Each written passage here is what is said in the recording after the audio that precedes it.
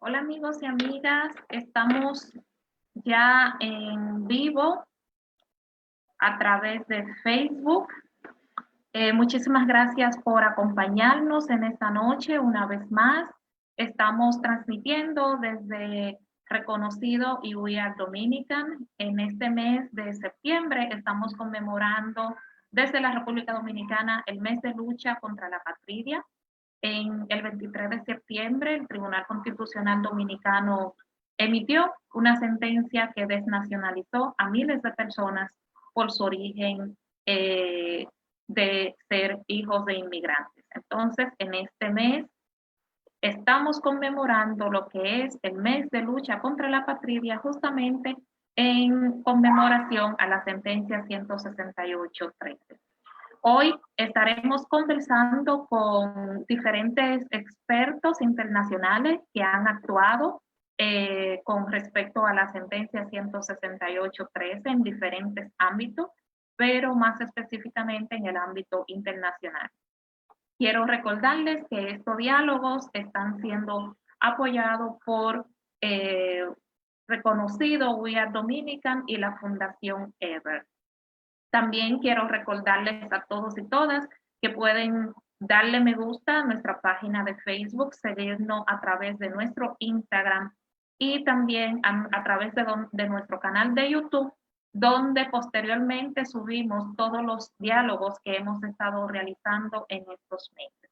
Así que bienvenidos y bienvenidas a cada uno de nuestros invitados en la noche de hoy. Estoy muy contenta de tener por acá a mucha gente de Puerto Rico, la Isla del Encanto. Gracias a Francisco Rivera, profesor y director de la Clínica de Derechos Humanos de la Universidad de Santa Clara, California, quien ha jugado un papel muy importante acompañando a nivel legal a el movimiento reconocido en diferentes momentos, especialmente a nivel internacional. Tenemos también a Annette Martínez, quien es también directora de la Clínica de Derechos Humanos de la Universidad de Puerto Rico y quien también ha tenido una participación muy activa en ayudar a las organizaciones dominicanas a visibilizar la situación de violación de derechos humanos con respecto a los dominicanos de ascendencia haitiana. Tenemos también acompañándonos a esta noche una querida hermana, Cassandra Pianó. Cassandra también ha jugado un rol muy importante en los diferentes espacios donde ha estado laborando a favor del derecho de los dominicanos de ascendencia haitiana. Y ella también tiene una experiencia muy vasta en acompañar temas de apatridia en el mundo, especialmente en África y América. Y tenemos a Jenny Morón, quien también es abogada de MUDA, la Organización de Mujeres Dominico-Haitianas. Y bueno, MUDA ha sido pionera en acompañar este tema acá en la República Dominicana y ella también nos estará compartiendo un poco esta noche de los 20 años de la sentencia de las niñas de Yanni Bosico. Así que muchísimas gracias a todos y todas las que nos están acompañando en la noche de hoy.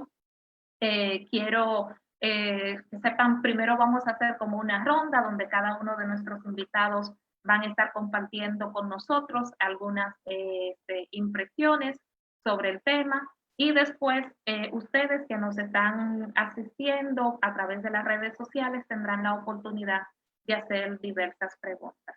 Entonces, sin más, quiero pasar primero la palabra a nuestro querido Francisco Rivera, para que, perdón, sí, a Annette Martínez, Annette Martínez de la Universidad de Puerto Rico y para que ella comparta con nosotros un poco cuál es su visión sobre el tema de la sentencia y los derechos humanos a nivel internacional. Annette Martínez.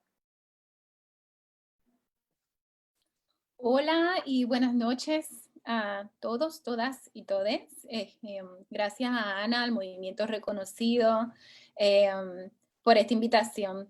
Yo soy Annette Martínez, soy profesora adjunta en la Universidad Interamericana de Puerto Rico, donde dirijo la Clínica de Derechos Humanos.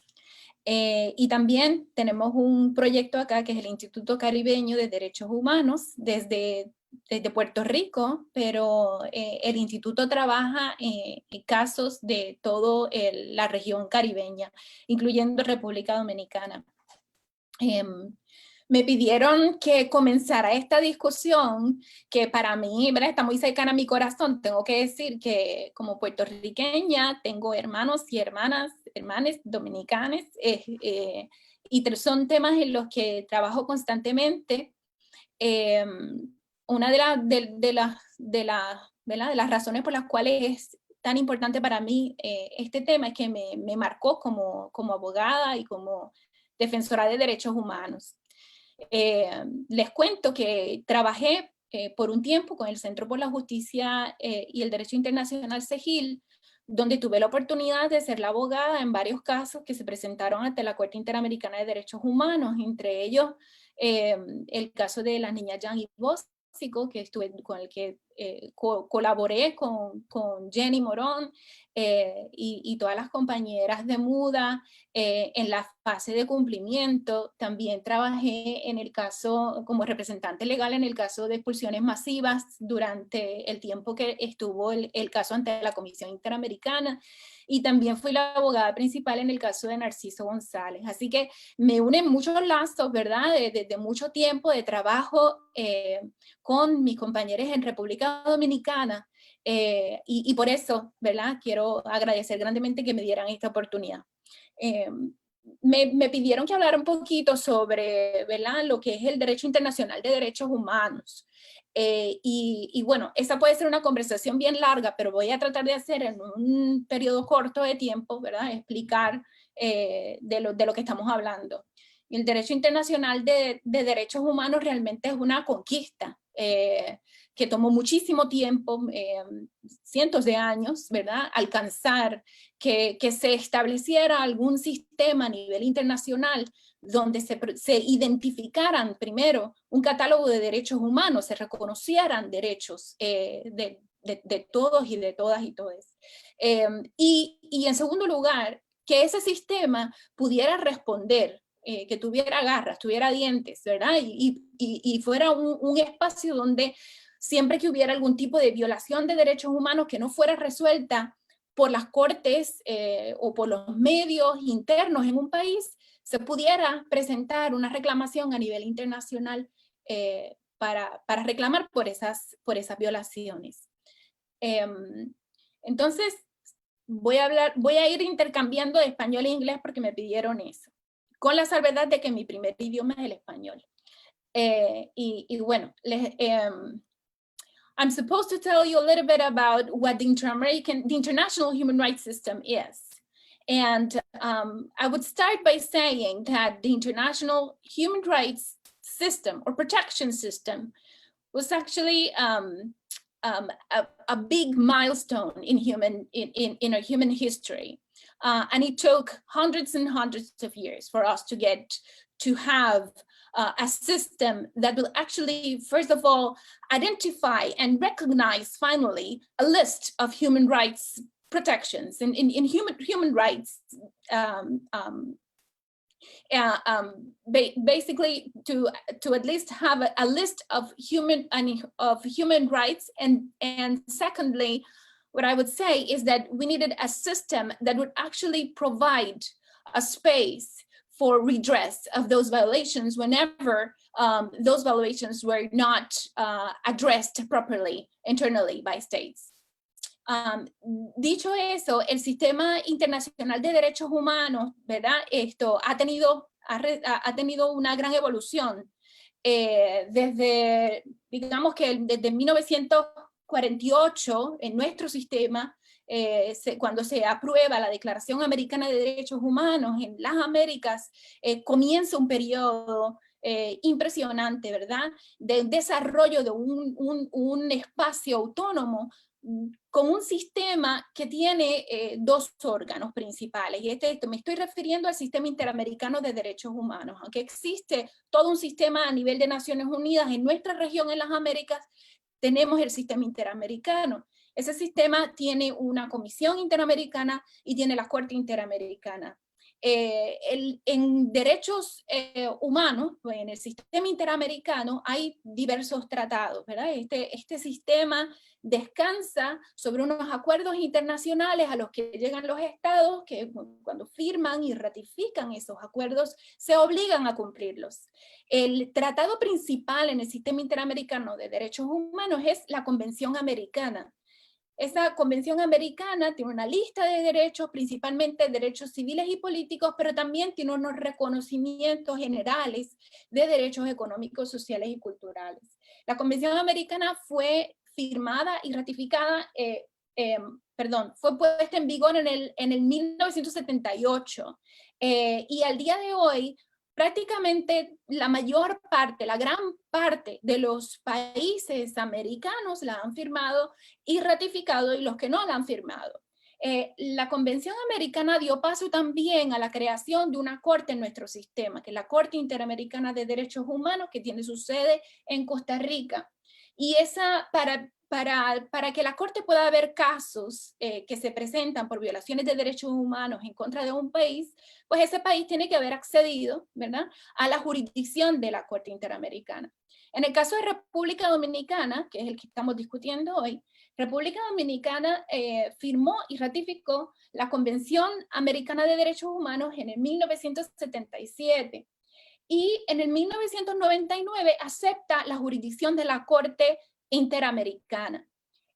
Durante todo ese tiempo, desde el 99 prácticamente hasta el 2014, la Corte Interamericana había mantenido, ¿verdad?, su jurisdicción sobre República Dominicana, y la mantiene al día de hoy sin mayores problemas, pero precisamente por los casos de Jan y Bósico y el caso de expulsiones masivas, vemos que el país, las estructuras judiciales, específicamente el Tribunal Constitucional Dominicano, comienza a tomar unas decisiones donde se cuestiona o se contradice lo que es las sentencias de la Corte Interamericana. O sea que aunque la Corte tiene una jurisdicción clara sobre República Dominicana, en los últimos años, específicamente 2014 para acá, tenemos unos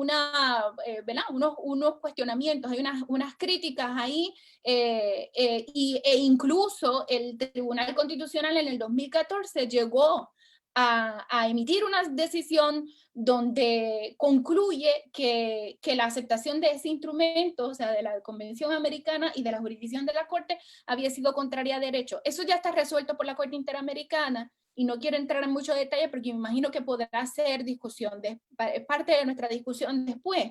Pero vemos que hasta ese momento República Dominicana incluso había tenido una jueza dominicana, así que había formado una parte integral, ¿verdad?, del trabajo del sistema interamericano. Y es lo que se espera de los estados. Se espera que los estados, una vez firman y ratifican estos acuerdos, cumplan con ellos. En el caso del sistema interamericano, que cumpla con las obligaciones que ha asumido bajo los convenios de nuestra región, y que participe, ¿verdad?, para robustecer ese sistema. No sé cómo voy a decir todo esto en inglés porque me acabo de dar cuenta que seguía hablando en español, pero bueno, un poquito resumido, digamos. Esto, in original, I mean,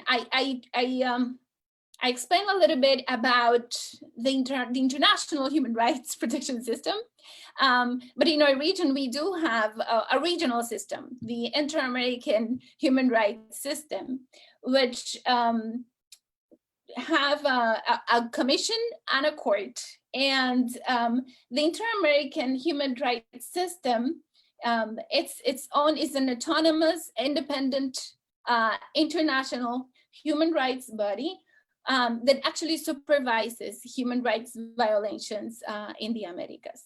The Dominican Republic signed and ratified the American Convention in 1977, right, in 1977. And in 1999, the Dominican Republic accepted the jurisdiction of the Inter-American Court of Human Rights.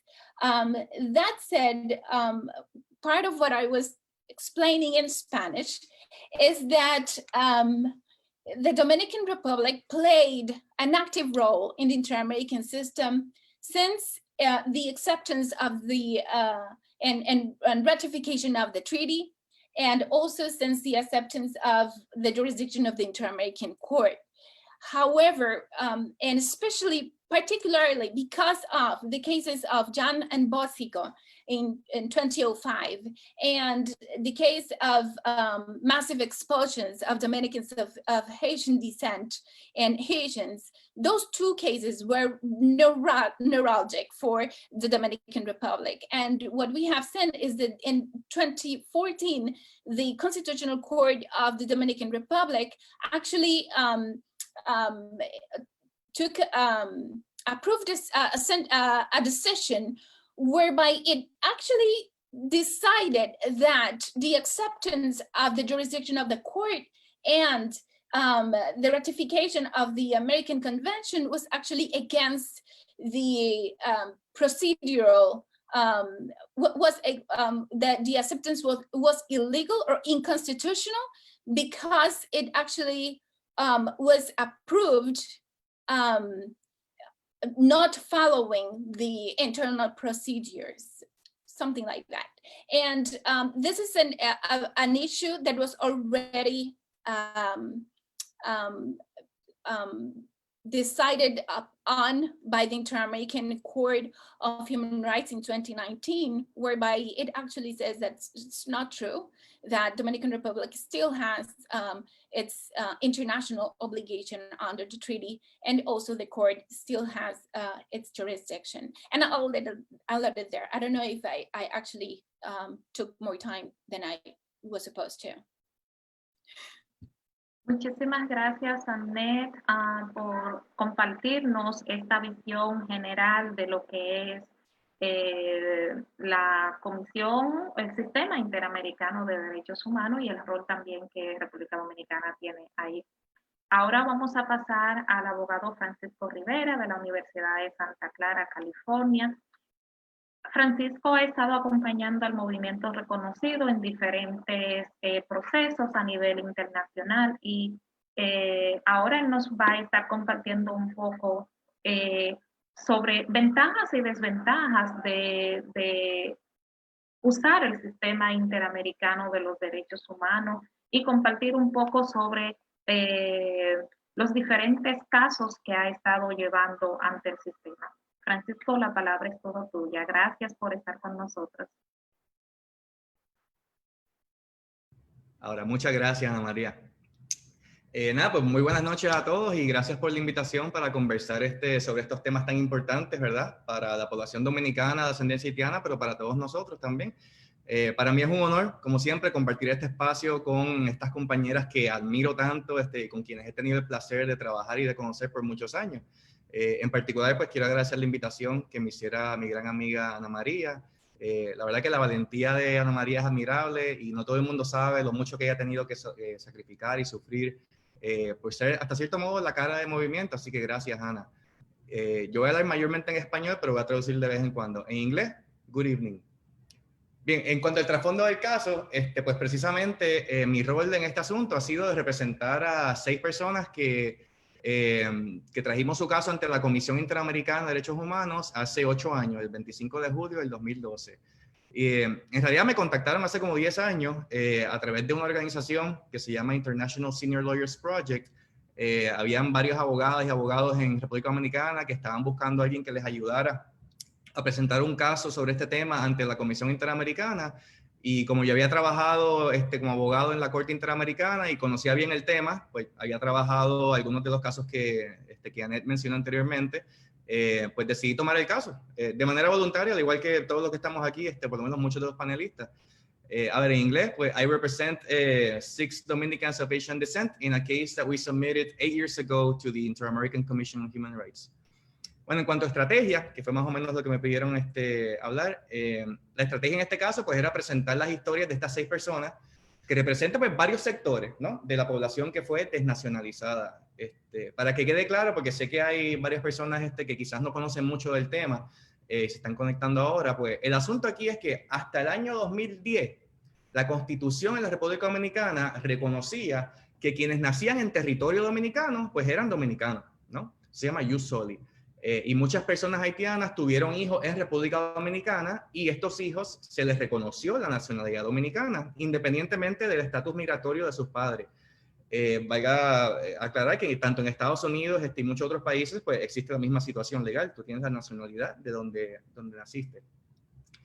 Entonces, ¿qué pasa? En el 2010 se modifica la Constitución y se elimina ese derecho a la nacionalidad por el mero hecho de haber nacido en territorio dominicano. El problema es que la Corte Constitucional entonces declara que esa nueva Constitución del 2010 se debe aplicar de manera retroactiva, lo cual entonces resultó en la desnacionalización retroactiva de cientos de miles de personas que habían nacido y vivido toda su vida en República Dominicana y habían sido reconocidos como dominicanos. Por eso el nombre de reconocidos también.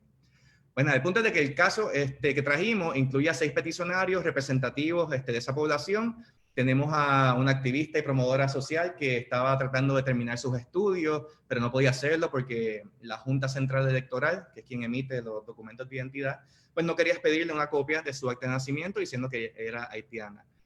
Otro peticionario quería estudiar ingeniería civil, tampoco pudo matricularse por el mismo problema.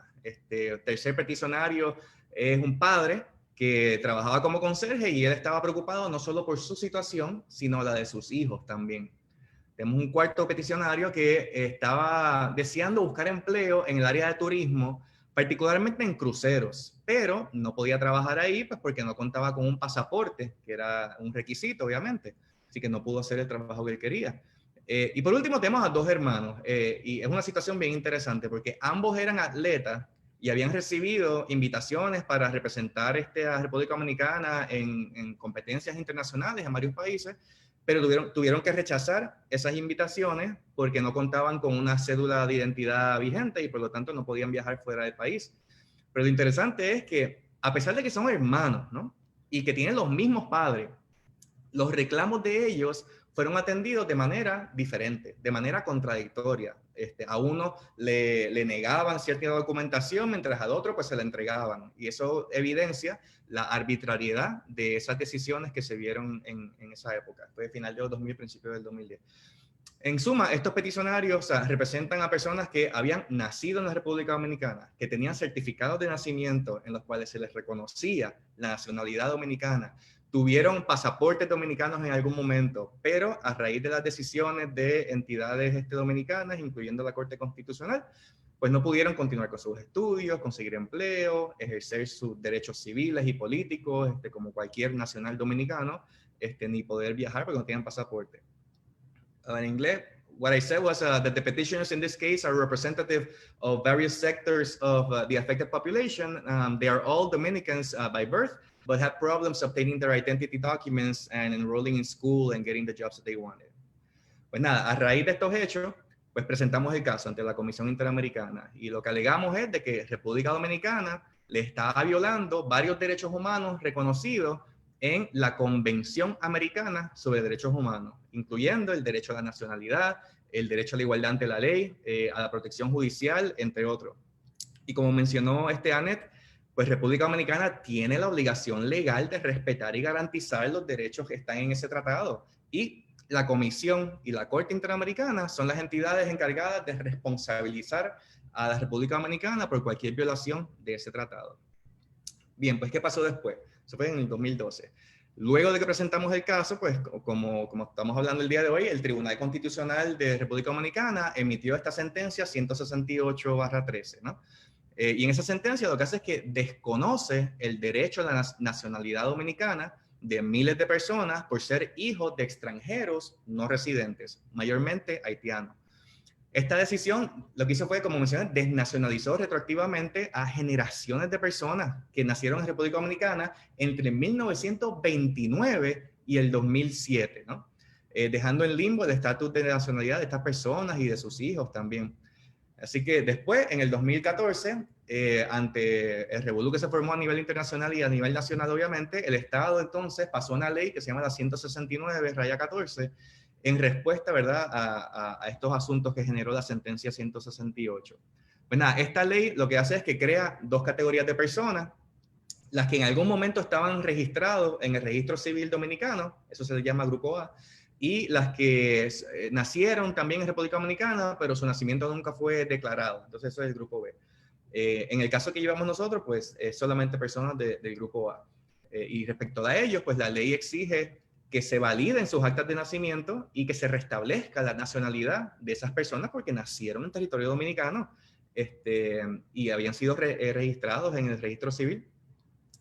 Pues nada, a pesar de que la ley prevé que a los del Grupo A se les reconozca esta plena nacionalidad dominicana, se ha aplicado de manera arbitraria esta ley y esto ha resultado en un montón de afectaciones al derecho a la nacionalidad de un montón de gente, incluyendo la de los peticionarios. O sea, en vez de reconocer simplemente la vigencia de los documentos que estaban en el registro civil de estas personas en el Grupo A, lo que hizo el Estado es que transcribió en un nuevo libro que se inventó en el registro civil y pretende entonces anular los registros civiles originales.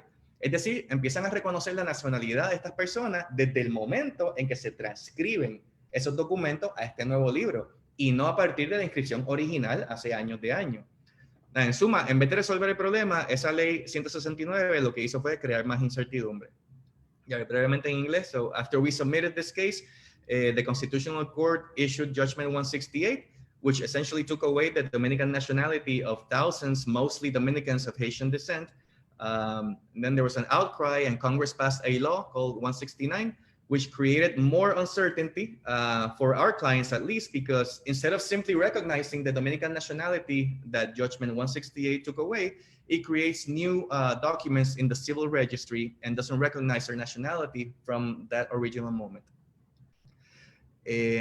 Voy a mencionar brevemente quizás en cuanto a estrategias, por qué el sistema interamericano, y después podemos dejar el resto de los temas para las preguntas. Bueno, escogimos presentar el caso ante la Comisión Interamericana por cuestiones estratégicas. O sea, primero que el sistema interamericano es nuestro sistema, ¿verdad? Hay varias opciones de incidencia política y de presión que se pueden realizar ante Naciones Unidas, y de hecho lo hemos hecho. Pero la mejor opción de litigio se da ante el sistema interamericano porque ahí se tiene la posibilidad de obtener una sentencia judicial que es firme y de cumplimiento obligatorio. Además, no es por ser prepotente, pero sabíamos y sabemos que vamos a ganar. O sea, y de nuevo, ganar en el sentido de obtener una decisión favorable en cuanto a los argumentos de derecho. Y esto lo sabemos, no por ser prepotente, sino porque la propia Comisión y la Corte Interamericana en gran medida ya se han pronunciado al respecto. O sea, la Comisión ha tenido conocimiento de estos asuntos desde principios de la década de los 90, ¿no? Jenny va a hablar más tarde sobre el caso Gianni Bosico, me imagino. Ha celebrado un montón de audiencias sobre esto. Se han litigado al menos 3 casos que han llegado a la Corte Interamericana. La Comisión ha hecho un montón bueno, por lo menos 2 visitas a República Dominicana para investigar este asunto. En la última visita hizo una publicación que luego de analizar esta situación, la Comisión concluyó diciendo lo siguiente, y me permito leer. El origen nacional y la situación migratoria de sus padres, de esta población, ha conllevado a que los hijos de migrantes haitianos nacidos en territorio dominicano hayan tenido que enfrentar diversas formas de discriminación a lo largo de sus vidas, las cuales no solamente han vulnerado sus derechos a la nacionalidad, la personalidad jurídica y la igualdad y no discriminación, sino que también han conllevado a la violación de otros de sus derechos humanos. Es decir, ya la Comisión lo dijo. Entonces, ¿qué pasa con la Corte? En el 2014, después de que la Corte Constitucional emite su sentencia 168, en el caso personas dominicanas y haitianas expulsadas, la Corte Interamericana declara que esa sentencia 168 del Tribunal Constitucional constituye una medida incompatible con la Convención Americana. Y entonces ordena al Estado, y cito, a adoptar las medidas necesarias para evitar que la sentencia 168 continúe produciendo efectos jurídicos. Básicamente a declararla nula, esa sentencia. Es decir, ya se ganó este caso. Lo que pasa es que todavía no ha habido una decisión por parte de la Comisión. Sin entrar en detalle, la Corte también se ha pronunciado sobre la Ley 169 y ha dicho de que esa ley en algunos aspectos también viola la Convención Americana sobre Derechos Humanos, ¿no? Así que en este caso tenemos la plena confianza de que la Comisión lo único que tiene que hacer es aplicar estos criterios y precedentes, los cuales son vinculantes y correspondería entonces al Estado de República Dominicana pues acatar esa decisión. Voy a terminar aquí, quizás en inglés. After we submitted the case, there was the judgment 168 that I mentioned before, then law 169, and we decided, to continue litigation before the Inter-American Commission because we felt very, very confident that we would be victorious in terms of winning the legal arguments, right? And why? Because both the Commission and the Inter-American Court have already issued judgments and decisions and reports precisely saying what we want the Commission and the Court to say in our case. So we feel very comfortable about that. Quizás más tarde pueda hablar un poquito sobre las ventajas y desventajas y sobre algunos retos, pero estoy hablando mucho y ya tú sabes que los puertorriqueños hablamos un montón. So I'll keep talking later. Muchísimas gracias, Fran, por compartir toda esta perspectiva de lo que ha sido nuestras incursiones a través del sistema interamericano.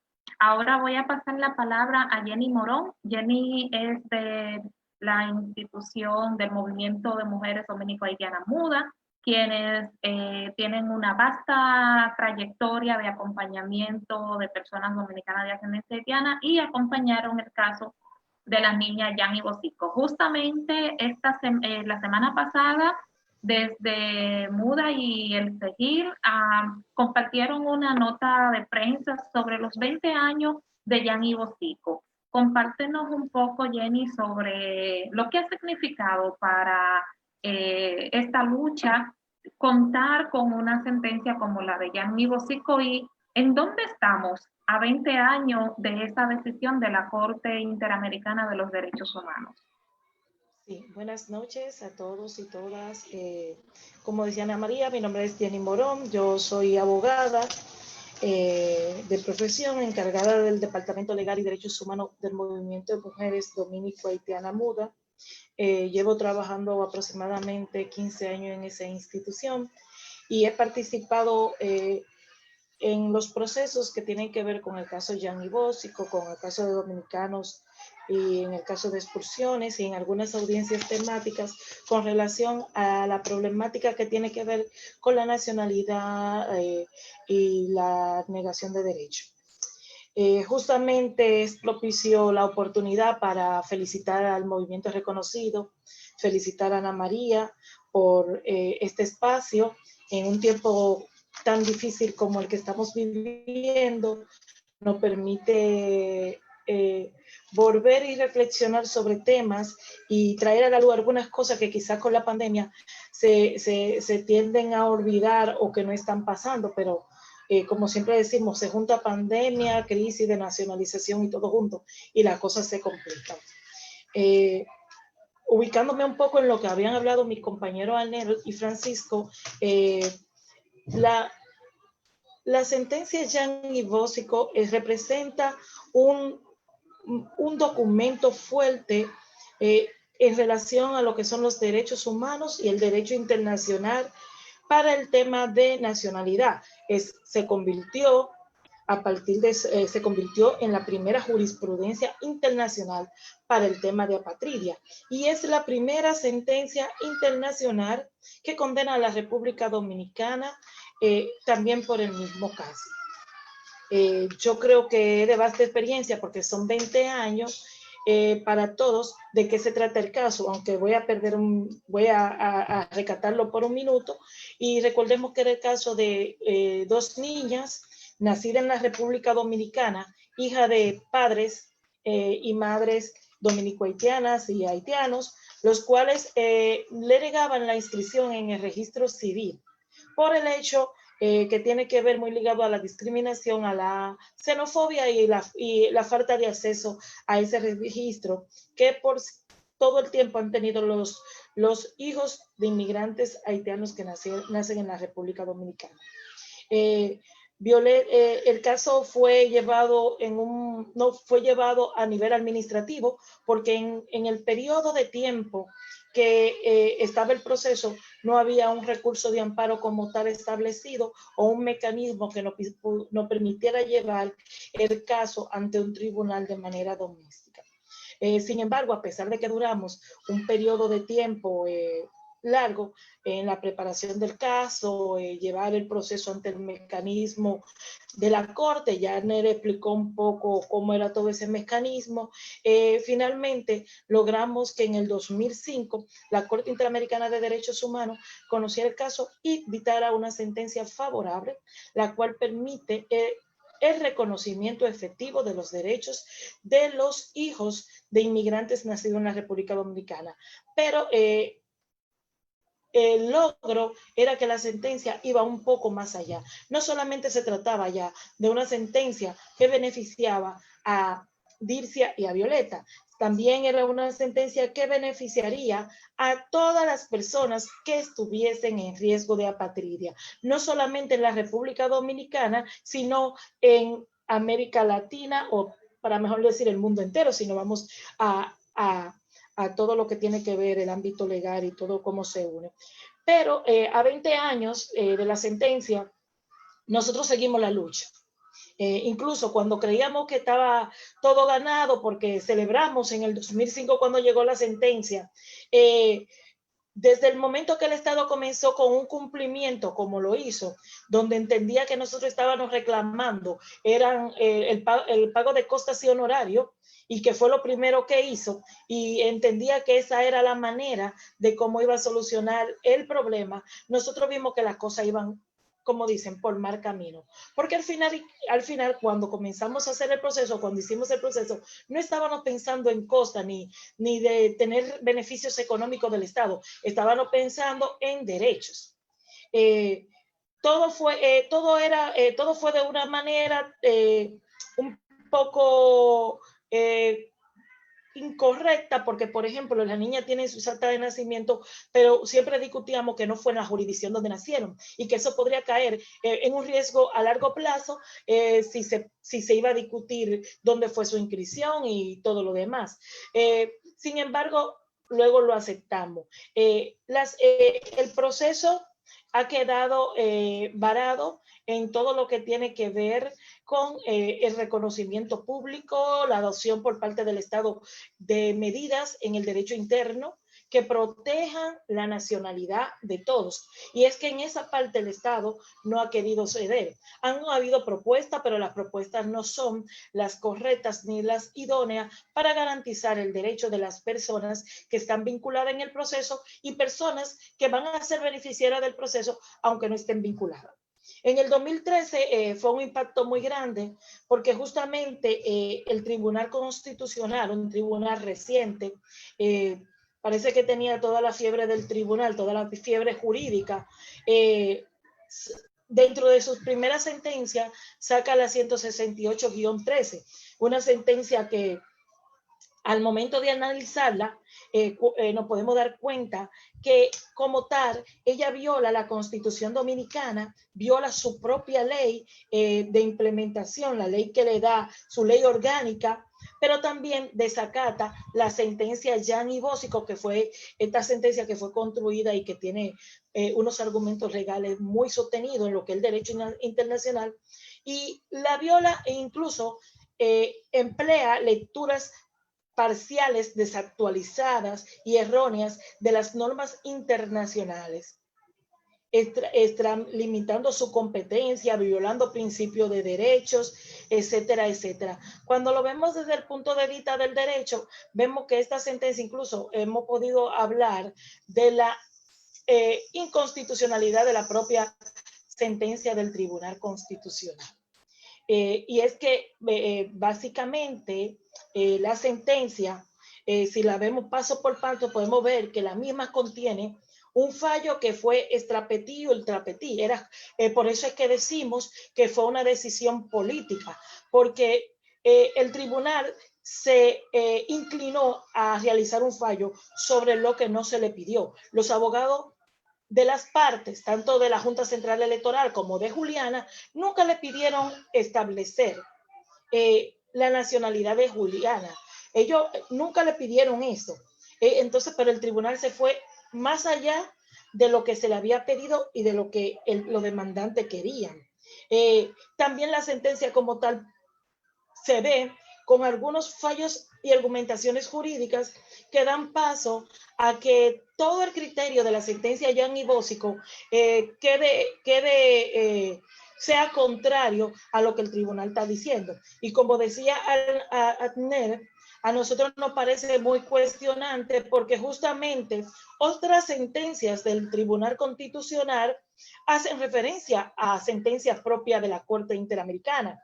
Y también tenemos el precedente de que teníamos una jueza en ese sistema que por varias ocasiones participé en audiencia temática ante la comisión frente a ella.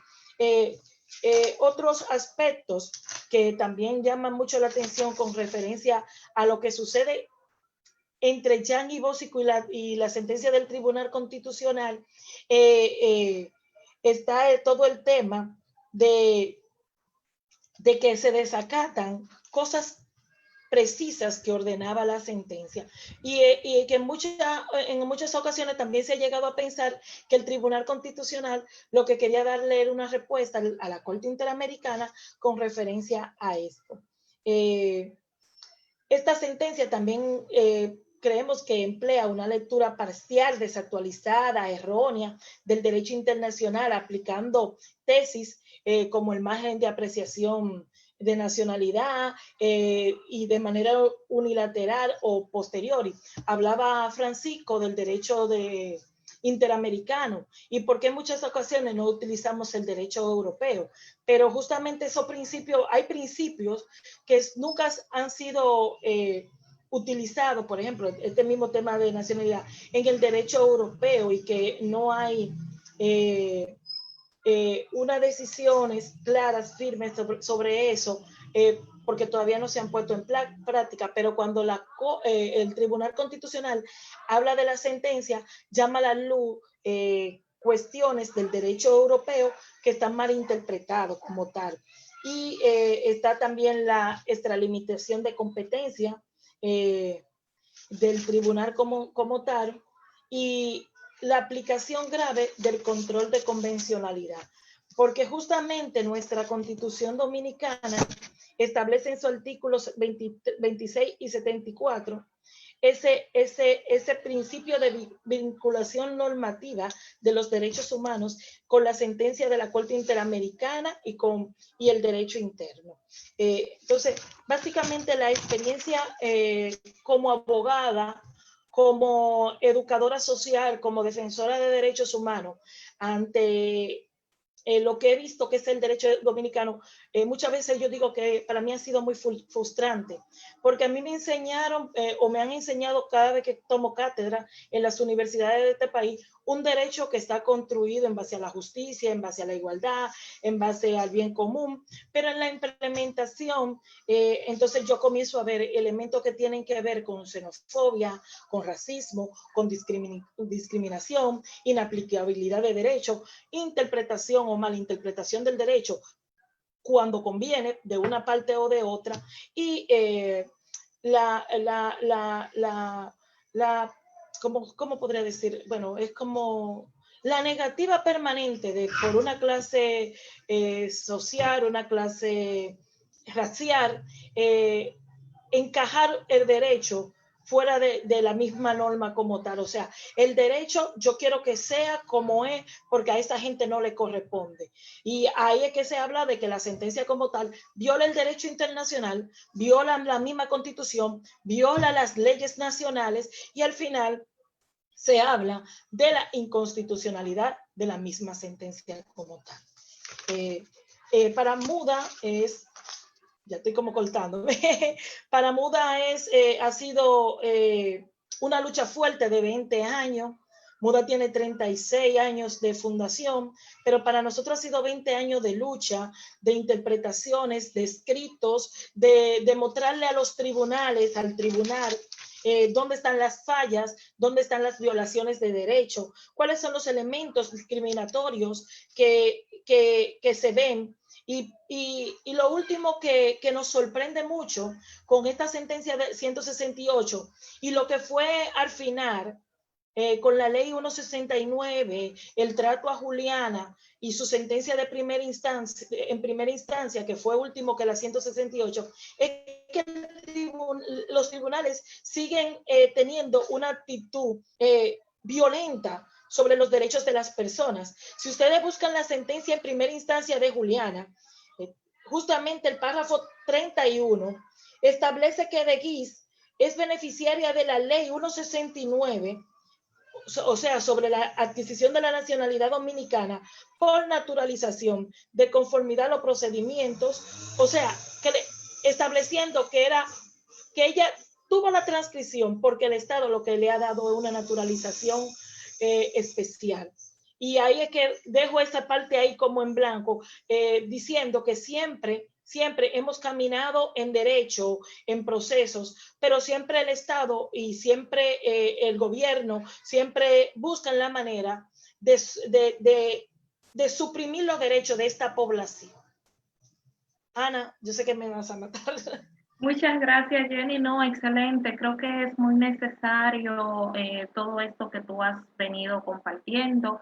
Lamentablemente, como que el tiempo nos traiciona un poco y por eso como que tenemos que ir cortando para no excedernos mucho, pero creo que es muy necesario lo que tú has compartido sobre todo lo que ha sido el proceso. Y bueno, ver todo el camino que hemos recorrido para llegar hasta aquí ha sido muy importante, y ver que a pesar de todo lo que hemos hecho, estamos aquí todavía, como que bueno. Vamos a pasar ahora la palabra a nuestra querida compañera Cassandra Piano. Cassandra tiene una vasta experiencia también acompañando este tema a nivel internacional y en especial en el tema de la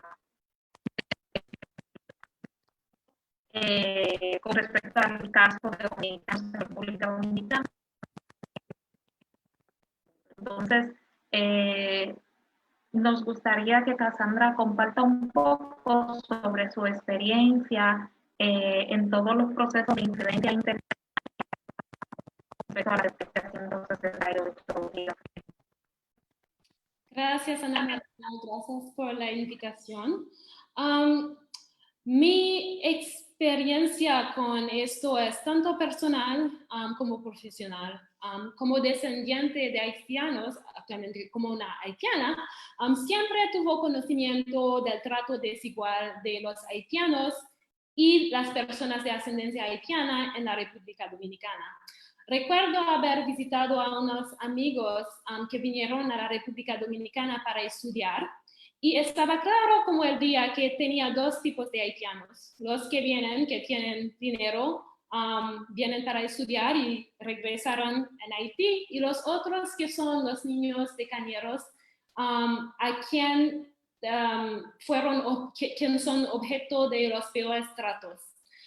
Cuando estaba en la Facultad de Derecho y estaba a cargo de nuestro Festival de Cine de Derechos Humanos, proyecté la película The Price of Sugar, El Precio de Azúcar, y eso fue una película que tuvo un gran impacto en mi vida.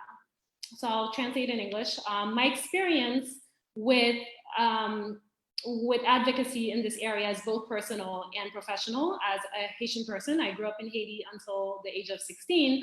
I always had some knowledge of the disparate treatment of Haitian people in the Dominican Republic. And I recall when I was in college visiting a friend of mine who went to the DR to study, and it was just clear as day that there were the Haitians who came, who had money, who came to study and would eventually go back to Haiti. And then there were Haitians and descendants of Haitians for whom the worst treatment was reserved. When I was in law school, I also led our Human Rights Film Festival, and I screened a movie called The Price of Sugar. And that was, I can say that my eyes opened, after seeing that, and, never closed again, right? Because what I saw in that movie kind of really set my path forward as a human rights lawyer. Mi experiencia profesional comenzó con la representación de mi cliente, quien fue despojado de su ciudadanía mucho antes de la sentencia, en 2008. De hecho, fue cuando solicitó una copia nueva de su acta de nacimiento para solicitar una visa para ir a Miami para visitar a su novia, que él sabe que se le quita la nacionalidad. Eso fue en 2008. En 2010, su caso fue en frente de la corte, en frente de la CIDH. So my professional experience started from my representation of my client who was stripped of his citizenship in 2008. He actually found out that his citizenship was under review because he went to get a new copy of his birth certificate and he was denied that. He was told that his citizenship was under review and was not able to apply for the visa to go visit his girlfriend, who at the time lived in Miami. That was in 2008, and in 2010, we filed a petition in front of the Inter-American Commission with his case. One of the things that stayed with me is that when you're dealing with these kinds of cases, the legal action is one thing, but this is a question that goes beyond the legal, and that really informed the rest of my advocacy in this area, right? Sin embargo, más allá del litigio, me quedó muy claro que no podemos tratar solo de esto como una cuestión legal, cuando en realidad es una cuestión política, una cuestión social, una cuestión histórica. Por lo tanto, se necesitaban varias herramientas para abordar este problema. One of the things that, along with other partners, we tried to do was to raise the visibility of the issue outside of the DR, and my colleagues who already talked about the various actions that happened in front of the Inter-American Commission and the Inter-American Court, so I'm not going to speak about that. But I do want to talk about two things that I was very involved in it, okay? Una de las cosas que hicieron juntos con otros colegas, otros socios, fue tratar de aumentar la visibilidad de este tema fuera de la República Dominicana. Y mis colegas en el panel hablando mucho de lo que hacen en frente de la CIDH y de la Corte. Entonces no voy a hablar más de esto. Pero quiero destacar de dos esfuerzos en los que estuve muy involucrado. En 2016, la República Dominicana fue sede de la Asamblea General de la OEA.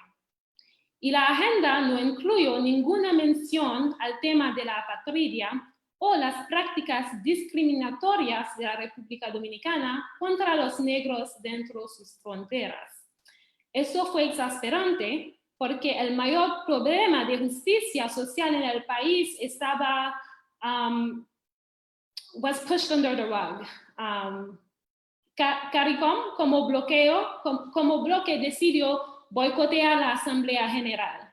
En mi opinión, esa fue una oportunidad perdida, así que comencé a llamar a cada uno de los funcionarios de CARICOM con el respaldo de su secretario general adjunto, Colin Granderson, y les pedí que cambiaran de rumbo y en su lugar usaran su tiempo de uso para hablar sobre este tema y ponerse de pie en contra de las prácticas discriminatorias de República Dominicana.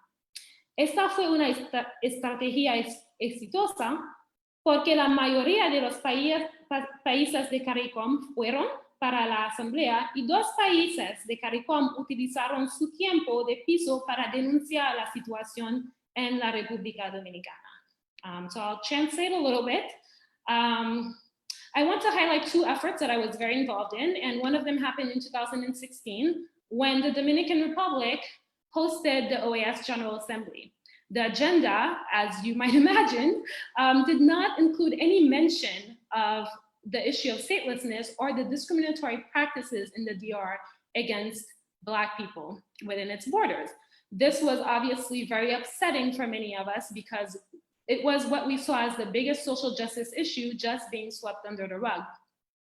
So after there was first an attempt to boycott it, to change the fact that this was happening in the Dominican Republic. that was not successful. But when it was decided that the General Assembly would indeed happen in the Dominican Republic, CARICOM decided as a bloc to boycott it, for none of its countries to attend. I thought, you know what, this is not the best idea, considering that CARICOM can go and actually use its floor time to denounce the situation of Dominicans of Haitian descent, the situation of Black people in general, and statelessness in the Dominican Republic. This strategy proved to be successful because we were able to contact every single member of CARICOM, get them to change course, to attend the OAS General Assembly, and when 2 of them were able to have the floor to speak, they indeed spoke about this issue. So we were able to make a little opening in this very important moment for this issue to be highlighted. And I'm going to go back to Spanish. Estoy muy interesado en ese tipo de movimientos de solidaridad, en cómo un país puede usar estos mecanismos regionales o internacionales para pedir cuentas sobre lo que está sucediendo en otros países. Vemos hoy con la Gambia, que presentando una demanda en frente de la CPI contra Myanmar por el genocidio de la gente Rohingya. No? So I'm very interested in these kinds of solidarity movements where one country can use the regional or international mechanisms to ask for accountability on what is happening in another country. So the best example of this today is how the Gambia brought a lawsuit in front of the ICC against the genocide of Rohingyas in Myanmar. También dediqué mucho tiempo a desarrollar la capacidad de los jóvenes dominicanos de ascendencia haitiana para documentar lo que sucedió después de la ley 169-914. El empoderamiento legal es una herramienta importante para las comunidades afectadas y también infunde un sentido de confianza y propósito a los asistentes legales, o se llaman también promotores. Trabajé con varias organizaciones de base dominicanas para identificar y capacitar a los jóvenes como promotores. Los datos recopilados, a su vez, se utilizaron para superar los obstáculos burocráticos que se erigen antes de que las personas intenten obtener sus cédulas y certificados de nacimiento. Los datos también se utilizaron para refutar las afirmaciones del gobierno de que todo iba bien y que la gente está recibiendo sus documentos. Pudimos documentar casos de trato discriminatorio en todas las oficinas de registro civil del país. So I'll just talk a little bit about community paralegals, which is another thing I spent a lot of time developing, working with young Dominicans to develop their capacity to document what happened after Law 169-14 was passed. So legal empowerment is a very important tool for affected communities, and it also gives this sense of confidence and pride and purpose in the paralegals. So I worked with a number of Dominican grassroots organizations to identify and train young people as paralegals. And the data that they collected was in turn used to push through the bureaucratic hurdles that were erected before people who are trying to get their cedulas and their birth certificates, because the law said that they now could go and get their cedulas and their birth certificates. The data was also used to refute the claims of the Dominican government that everything was going smoothly, that people were getting their documents, and that there was nothing to see there. So we were able to document instances of discriminatory treatment in every single civil registry office throughout the territory of the Dominican Republic.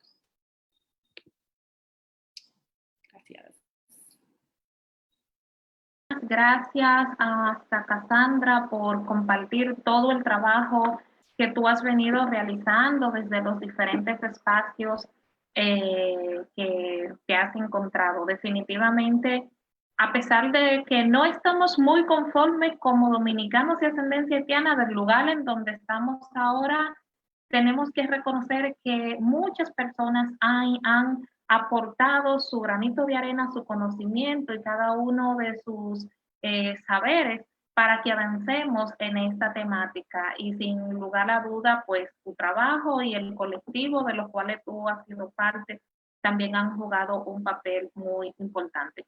Ahora yo quiero hacer una pregunta así bien general para todos, a ver quiénes quieren compartir un poco. Ustedes saben que en todo este proceso nosotros hemos estado prácticamente en los últimos 16 años aquí a nivel de República Dominicana hemos estado prácticamente con un mismo partido gobernando. Hoy en día tenemos a un nuevo gobierno que ha prometido ser un gobierno de cambio, un gobierno diferente. Frente a todas las realidades que ya hemos compartido de cómo ha venido todo el problema, ¿cuáles serían sus recomendaciones de ustedes hacia las autoridades dominicanas para encaminar hacia una mejor solución de la situación de los dominicanos y ascendencia haitiana? Si tienen algo a decir con respecto a esto, recomendaciones.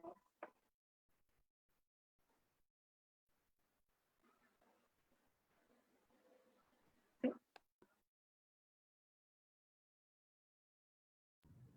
Anet. Primero Fran y después Annette. O Annette y Fran. Bueno, bien. Fran. Pues mira, creo que hay que poner esto en una perspectiva un poco más amplia, ya que el tema de hoy es lo que se ha hecho a nivel internacional y según el derecho internacional. Hemos mencionado el litigio internacional, ¿verdad? Pero eso en realidad ha sido una de montones de estrategias internacionales que hemos tratado de seguir pues, para lograr las metas de nuestros clientes y nuestros compañeros. O sea, yo personalmente, yo me he reunido con cancilleres, con embajadores dominicanos en Washington, D.C. para buscar una solución política, por ejemplo, a este asunto. Y muchas veces pensamos de que se va a lograr y después entonces nos damos cuenta de que lamentablemente el Estado, el gobierno, no es uno. Hay mucha gente que trabaja dentro del Estado y algunos tienen muy buena voluntad y otros quizás no tanto, ¿no? Aquí todos los que estamos en esta llamada hemos participado en varias reuniones y audiencias ante la Comisión Interamericana en Washington, tratando de crear conciencia, poner un poco de presión internacional, siempre en diálogo con nuestras contrapartes en República Dominicana. Pero yo pienso que este tipo de trabajo de incidencia lo que busca es lo que se llama en inglés el naming and shaming, ¿no? O sea, avergonzar a los gobiernos a que hagan lo correcto. Pero como yo siempre digo, para que esa estrategia funcione, los gobiernos tienen que tener la capacidad de avergonzarse, ¿no? Y algunos gobiernos son literalmente sinvergüenzas. O sea, en Estados Unidos estamos teniendo ese mismo problema, ¿no? Por ejemplo. Pero hay gobiernos que sin necesidad de que una corte los condene, sí escuchan estos reclamos de justicia y toman las decisiones y las acciones necesarias por su propia cuenta, ¿no? O sea, para poder atender estos reclamos. Nosotros, por ejemplo, logramos de que la comisión hiciera esa visita a República Dominicana, que publicara un excelente informe al respecto, crear una página web que recomienda a la República Dominicana remediar esta situación de discriminación, de apatridia. Y en parte esa presión nacional e internacional es la que motivó al gobierno a aprobar esta famosa ley 169, que si bien ha creado una serie de problemas, pues fue un intento o más bien un producto de esa presión. Así que, para concluir, yo creo que aquí el reto, el problema, no es uno de derecho y no es uno de litigio. Claramente, la actividad del Estado dominicano, ya sea de la rama ejecutiva, de las ramas legislativa o judicial, claramente esa actuación es contraria al derecho internacional de los derechos humanos y específicamente la Convención Americana de Derechos Humanos. El problema aquí es uno de falta de voluntad política y de irrespeto por el Estado de Derecho. Como tú mencionaste, Ana, ahora tenemos otro gobierno, así que yo creo que lo que corresponde ahora es poner esa presión en este nuevo gobierno para que haga lo que ya le han dicho las instancias internacionales que tiene que hacer, solo falta que lo haga.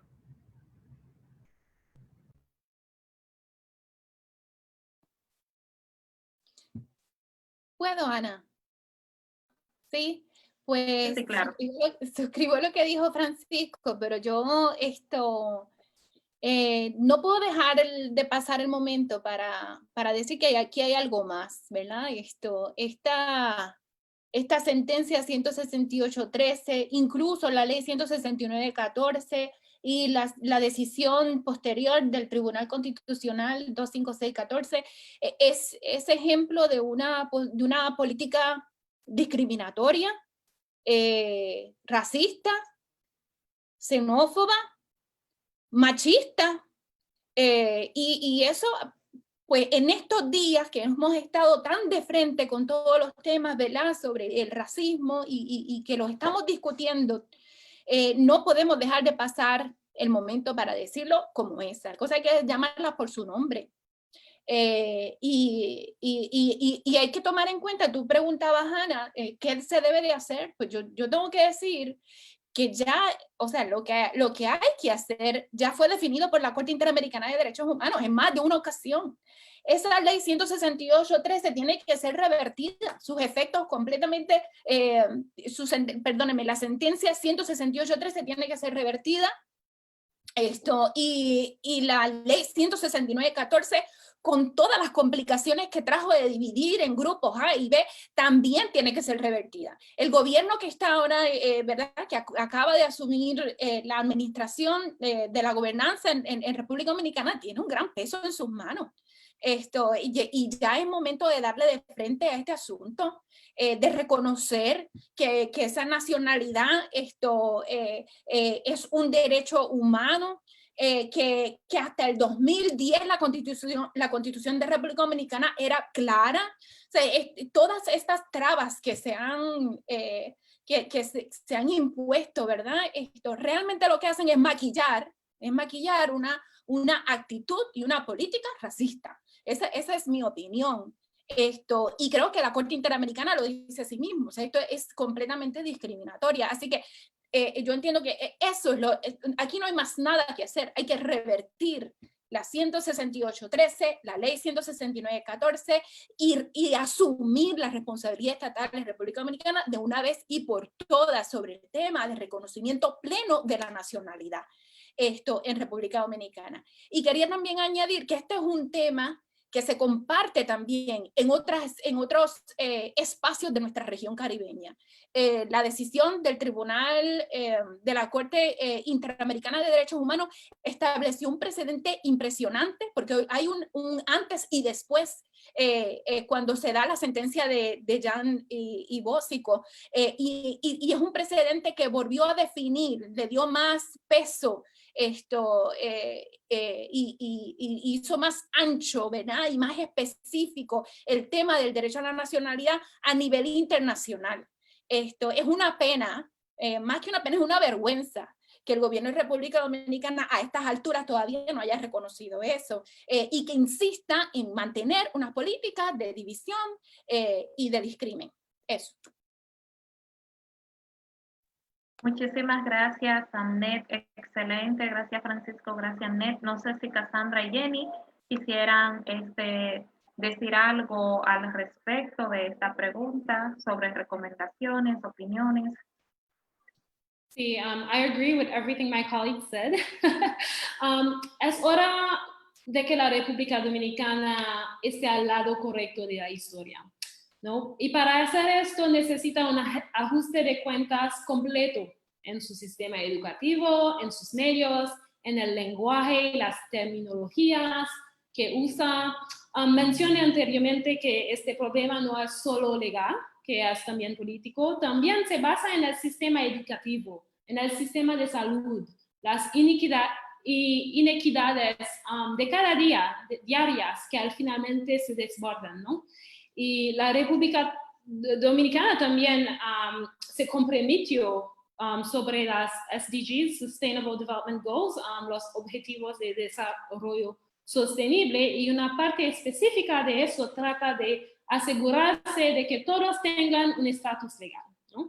Y la República Dominicana afirmó que quiere participar a necesita reformar por completo su sistema de registro civil y también capacitar a los servidores públicos que ahí laboran, porque no importa si tú tienes una buena ley, la implementación se reduce a las personas y si no hay consecuencias para servidores públicos que discriminan, eso va a continuar, ¿no? Y la República Dominicana también quiere presentarse al mundo como una nación moderna, etcétera.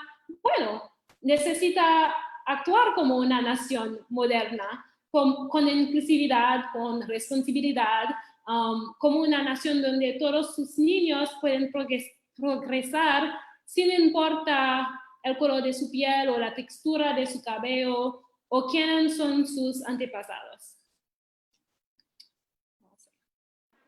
Excelente, muchísimas gracias. Creo que Jenny también quiere decir algo. Bueno, yo estoy de acuerdo con todo lo que han dicho los compañeros expositores, especialmente lo que Anel ha expresado. Y desde MUDA el mensaje a las nuevas autoridades, nosotros que estamos en territorio como dominicanos, vamos a seguir pidiendo lo que siempre hemos pedido: el reconocimiento, respeto de la nacionalidad de los dominicanos de ascendencia haitiana, sumándole todo lo que los compañeros han dicho, con respeto en el ámbito nacional, internacional y demás. Muchas gracias. Hay una pregunta para Cassandra, creo que es, que dice de Maribel Núñez, a ver si entiendo. Cassandra, buena exposición. ¿Has notado que la OEA colapsa? Que la OEA coloca temas en agenda según los países que quiere presionar. Colombia es la que más viola los derechos humanos y no mencionan el caso. Por eso el tema de la apatría en República Dominicana lo colocan en la agenda si necesitan presionar al gobierno. ¿Tú lo has notado? Es una pregunta que hacen para Cassandra, si has notado cómo la OEA ha ido actuando. Sí, yo puedo responder en... Okay. To be honest, I have not followed too much what's been happening between Colombia and the OAS, so I cannot speak to that.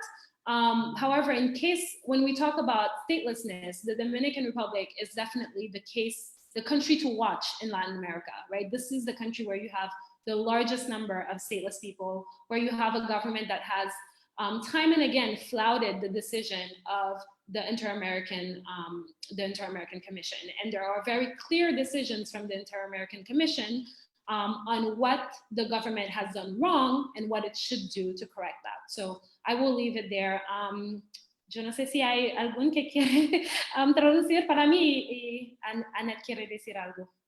Yo no me atrevo a traducirte, Cassandra. Okay. Pero quiero comentar sobre lo que nos escribe la compañera Maribel. Y bueno, tiene razón. Vamos, la OEA es un órgano político, ¿verdad? Y se sientan los gobiernos ahí. Y sabemos que tiene 500.000 problemas. Su historia no es la más perfecta del mundo. Tenemos muchísimas críticas con la manera en que se manejan los temas regionales en la OEA. Y sí, ha sido difícil traer el tema de la nacionalidad y de la apatría, lo que está pasando en República Dominicana, al seno de la discusión. O sea, ocurre en algunas ocasiones contadas. Hay otros países a los que no se les presta la atención que tal vez, como dice Maribel, como pienso yo, no se le presta la atención que se les debería de prestar. Nosotros, ¿verdad? Como defensores de derechos humanos, como amigos y amigas de nuestros compañeros, compañeras caribeños de República Dominicana, utilizamos los sistemas que están y buscamos la manera, ¿verdad? Como una herramienta, como decía Francisco, hay distintas herramientas a nivel internacional y esta es una de ellas. Nosotros usamos el sistema interamericano como una manera estratégica para denunciar. Y creemos sí que hay un desarrollo interesante, bueno, importante, que hay que exigir su cumplimiento cuando tomamos en cuenta las decisiones de la Corte Interamericana. Pero si vamos a hablar de cómo funciona la OEA, eso es otro tema, ahí podemos hacer otro panel. Así que entendí, Maribel. Muchísimas gracias. De todos modos, la próxima semana vamos a tener un panel exclusivo sobre el tema de la apatría en el mundo, aunque estaremos enfocándonos más en las Américas. Entonces tendremos invitados de Colombia que estarán hablando del tema de Colombia, de la apatría, del caso de los venezolanos allá en Colombia. Así que no dejen de ver la próxima semana que tendremos tendremos un panel igual que este, chulísimo sobre el tema. Ahora yo quiero entrar en otra pregunta un poco más personal. Casi todos, a excepción de Jenny, en este panel son abogados extranjeros, que son nuestros hermanos de Puerto Rico, que nos están acompañando aquí, incluso el intérprete que está acompañándonos hoy. Muchísimas gracias. Yo quisiera como hacer una pregunta un poquito así más personal.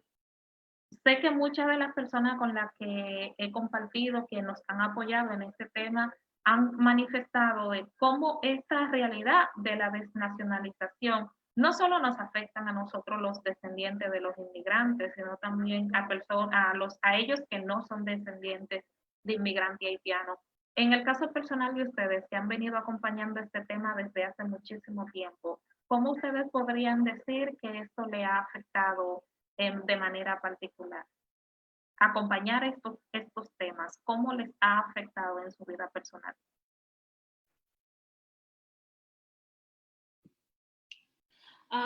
Para mí la sentencia ha tenido un impacto muy enorme en mi vida. Ha informado mi trabajo sobre la apatridia en los otros países donde trabajo, como Kenia, Mauritania, Costa de Marfil. A decir la verdad, las palabras del gobierno dominicano cuando hablamos de apatridia son exacto los mismos del gobierno de Kenia, de Costa de Marfil, de Mauritania. Es como hay un guión, es como una película, porque las palabras son exactamente el mismo. Hablan de fraude, hablan de nosotros contra ellos, politics of scarcity, ¿no? Que yo no puedo tener todo lo que yo puedo tener porque hay esta gente que viven en mi país y and they're bringing it down, ¿no? También ha cambiado la forma en que trabajo con las comunidades. Por ejemplo, yo trabajo mucho con los jóvenes y tiene un gran impacto en mi vida porque me ha obligado a mirar todos los ángulos de un problema, ¿no? Por ejemplo, es inútil pensar que la solución a la apatridia en la República Dominicana es solo legal. Nos hablamos de eso cuando es un problema de problema político, social, histórico. It's a problem of political will as much as it's a problem of many other things, right? Y tienes que atacarlo desde todos estos ángulos para ver algún cambio. Y yo pienso que, no sé cómo decirlo en español, pero se dice en inglés, none of us is safe until all of us are safe. Yo no sé cómo traducir, pero esta misma semana se informó que las mujeres inmigrantes estaban siendo esterilizadas en los centros de detención de ICE en los Estados Unidos. Esto le pasó a las mujeres negras en los Estados Unidos anteriormente. Es una historia que se repite y por eso debemos levantarnos y luchar con todo lo que tenemos contra estas injusticias, porque su lucha es nuestra lucha. Hoy es ellas, un otro día será un otro grupo de personas. Y yo pienso que mi experiencia con la sentencia y con mi trabajo en la República Dominicana me ha helped me open my eyes to a lot of things.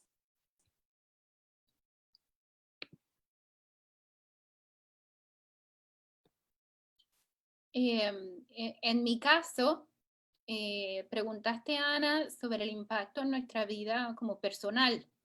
Y yo tengo que decir que los casos en los que trabajé y sigo trabajando, ¿verdad? Como acompañando como amiga y como defensora, casos de República Dominicana a mí me marcaron para siempre, cambiaron mi vida.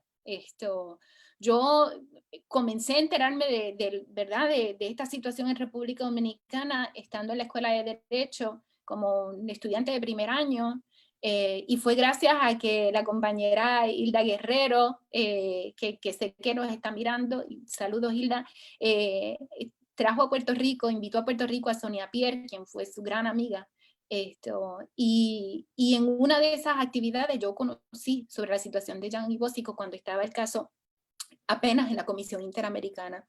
Es increíble, y digo que me marcó para siempre porque fue tan y tan evidente, para mí tan fuerte, conocer de toda esta situación en República Dominicana, que yo en ese día yo decidí que yo iba a trabajar por esto. Y eventualmente después de realizar mis estudios graduados y todo, pues terminé precisamente acompañando a Sonia Pierre y a Muda en el caso.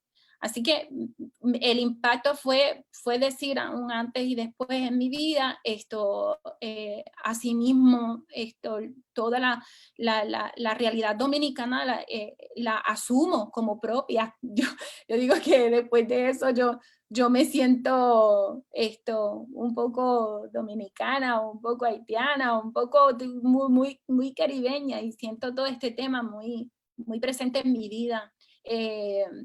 Y tengo que decir que pues sí, me ha afectado. O sea, yo he recibido, digamos que insultos, amenazas por Facebook, pero nada de eso a mí, ¿verdad? Personalmente, me afecta tanto como saber que todavía nuestros compañeros en República Dominicana y sus hijos están sufriendo, ¿verdad?, el discrimen estructural que existe en República Dominicana de una manera tan burda. Así que para mí ha sido más que nada un privilegio poder acompañar en esta lucha, y creo que es una lucha que yo nunca voy a abandonar, nunca. Así que esa es para explicar lo que ha sido ¿verdad?, el impacto de trabajar en este tema.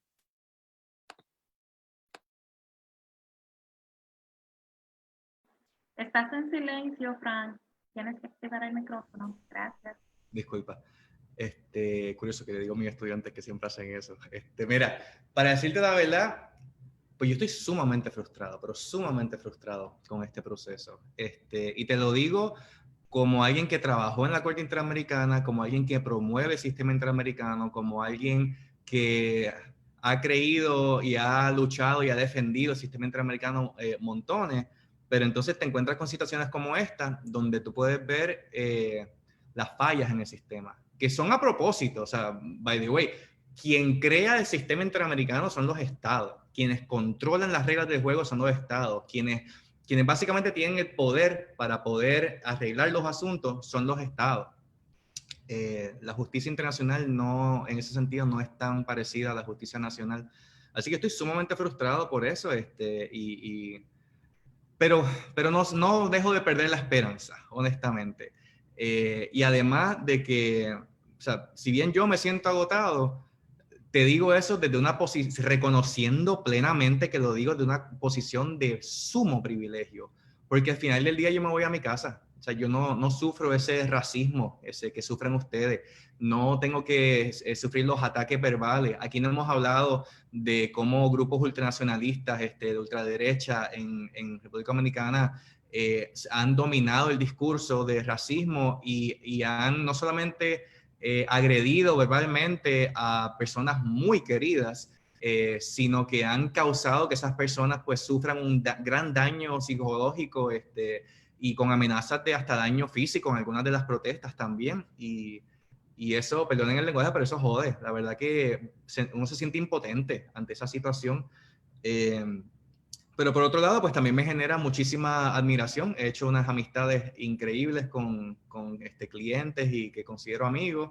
Hemos trabajado en coaliciones con toda esta gente bella, talentosa, inteligente que está en este panel y muchos otros.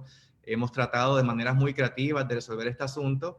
Y pues, mano, si uno se ve la perspectiva histórica, pues mira, las luchas se tardan en ganarse, y esto es una lucha bien difícil, pero yo confío plenamente, quizás con este cambio de gobierno, de que eventualmente así va a ser, y agradezco que gente como tú, Ana, y el movimiento reconocido esté tomando estas iniciativas, en parte también para inflar otra vez aire en las llantas, ¿no? Porque el 2018-2019 se hizo poco, estaba todo el mundo bien frustrado, allá en República Dominicana, nosotros en otros lados.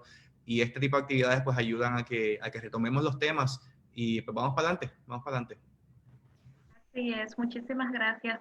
El tiempo ya está en contra nuestra, así que tenemos casi que ir cerrando, pero tenemos una última pregunta de Loeni Victoria que dice, ¿cómo se podría explicar la problemática de las implicaciones de la sentencia a la población en general? Que es evidente el nivel de desconocimiento mezclado del racismo estructural. No sé si alguno de ustedes quisiera responder a esta pregunta de Loeni Victoria. No puedo decirlo en inglés, disculpen que mi nivel de inglés no llega ahí. Así que a ver si alguien quiere.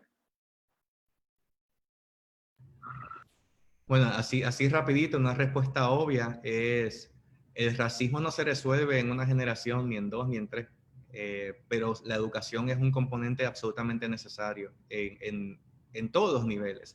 O sea, yo, por ejemplo, aquí en Estados Unidos que estamos viendo esas luchas contra el racismo, pues parte de las conversaciones es de que tenemos que enseñar a ser antirracistas, no solamente luchar contra el racismo, pero enseñar activamente a ser antirracistas en las escuelas, además de nuestras casas, ¿no?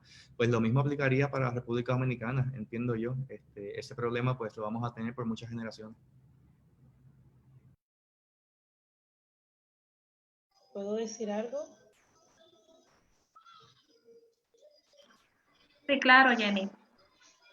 Sí, yo creo que tenemos que comenzar a hablar con las personas de que tener una población indocumentada, una población vulnerable, excluida, también trabaja mucho con todos los dominicanos, con todos los residentes, porque eso trae más pobreza a la República Dominicana. O sea, yo creo que el ciudadano común a veces entiende que el problema se trata de... Yo no soy dominicana de ascendencia haitiana, a mí no me corresponde eso, ellos son, pero no lo ven de que una parte de la población excluida, vulnerable, empobrecida, también no empobrece a nosotros los dominicanos, porque hay una parte que mientras no progresan, no avanzan, pero que están aquí y que no se van a mover de aquí.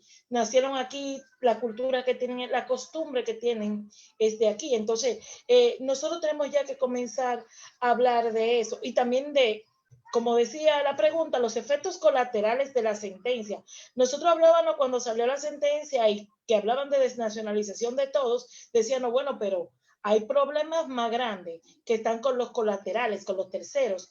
Hay personas que quizás firmaron un convenio con una persona, un dominicano de ascendencia haitiana, y ahora ese convenio tiene un problema legal porque la persona ha quedado sin nacionalidad o o sea que el documento de identidad que lo avalaba ahora ya no lo avala. Entonces, hay que comenzar a hablar de esos efectos, hay que comenzar a hablar de la sociabilización entre personas, porque más que el derecho, hay una convivencia diaria entre vecinos, entre amigos, entre particulares, que tú no te imaginas cómo tú viviendo en un mismo barrio, en una misma localidad, el vecino de al lado está indocumentado, empobrecido, y tú tienes más expectativas, pero es tu vecino. Si la casa de al lado no se arregla, tu casa, aunque esté bonita, la de al lado va a opacar la tuya. Entonces, un poco, yo creo que sería como entrando de esta manera, por lo que decía Francisco, lo difícil que es hablar de racismo así de manera cruda.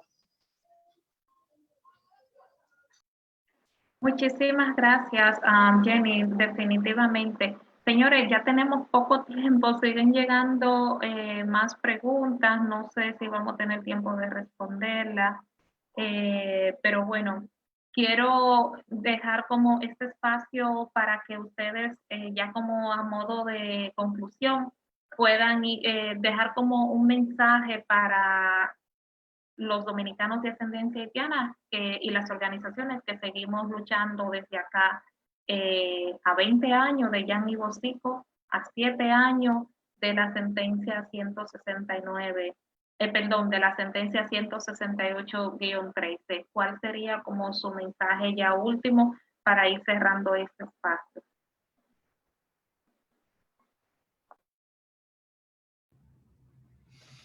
Nada, no se quiten. Mientras ustedes siguen la lucha, tienen a estos compañeros internacionales que los vamos a apoyar.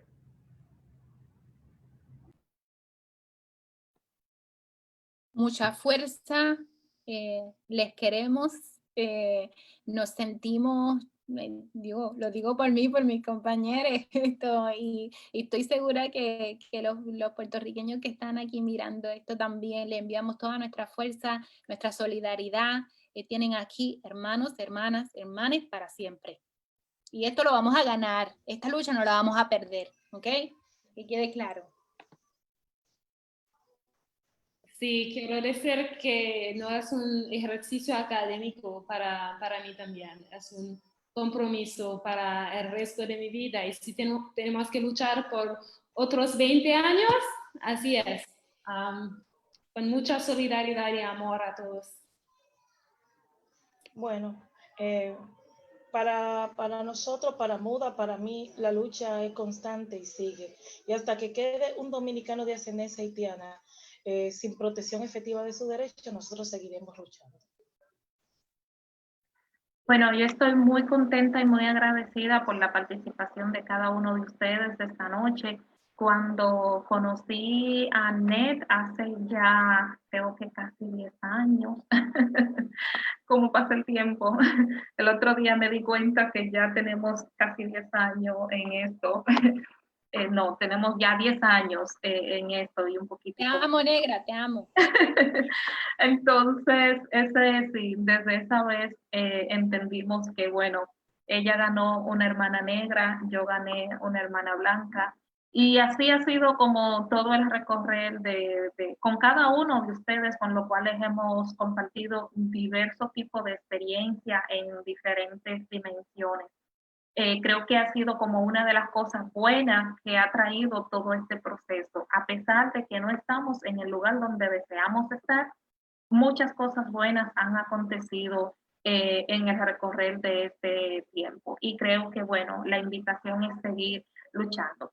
Algunos anuncios prácticos, solo recordarles que estos espacios estamos especialmente durante este mes de septiembre, mes de lucha contra la apatridia, están siendo apoyados a través de la Fundación Frederick Ebert y el colectivo We Are All Dominican. Agradecemos bastante al equipo de intérprete de lenguajes de señas que nos han estado acompañando durante estas transmisiones. Para la próxima semana vamos a tener 2 platos fuertes, miércoles y jueves de la próxima semana. El miércoles es el 23 de septiembre.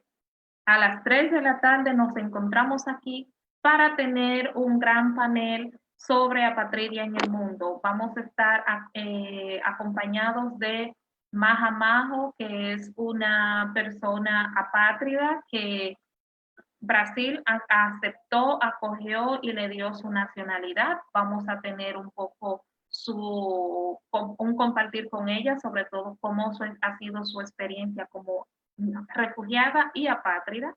Tendremos también a Karina Glock, que es una joven apátrida que vive en Estados Unidos. ¿Sí? En Estados Unidos también hay personas apátridas, por si no lo sabían. Y ellos están constituyendo o han constituido un movimiento, un colectivo que se llama United Statelessness. Entonces vamos a estar compartiendo con ellas sobre su experiencia como apátrida viviendo en Estados Unidos. Y también tendremos otras compañeras y compañeros de acá de República Dominicana que estarán compartiendo. Queremos compartir con todos una visión más allá de nuestras islas, más allá de nuestra visión sobre lo que es ser apátrida. Y no hay nada mejor que compartirlo con personas que están pasando por esta realidad en diversas partes de América, por lo menos.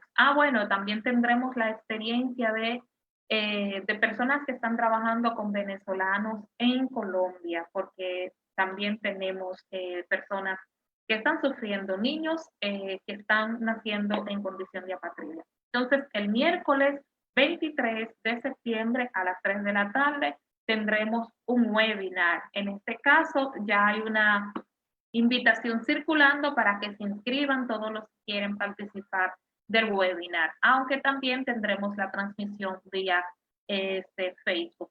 Y el jueves a las 7 de la noche nos volvemos a encontrar aquí en el mismo espacio, la misma hora y en el mismo canal.